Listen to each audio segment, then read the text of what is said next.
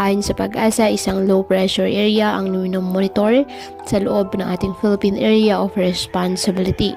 Huling namataan dyan po sa may south of Puerto Princesa City, Palawan. Sa loob ng 24 oras, mababa ang tsansa ng nasabing LPA na maging bagyo, ngunit ang trafo extension nito ay nagpapaulan na po sa ilang bahagi ng ating bansa.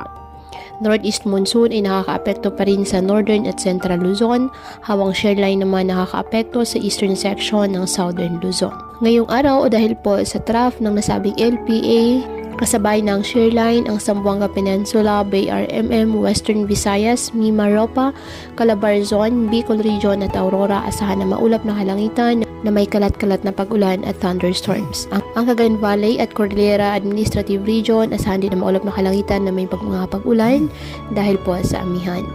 Ang Metro Manila at nalalabing bahagi ng Luzon, bahagyang maulap hanggang sa maulap na kalangitan with isolated light rains dahil pa rin po sa northeast monsoon. At ang nalalabing bahagi ng bansa, apektado po ng mga localized thunderstorms.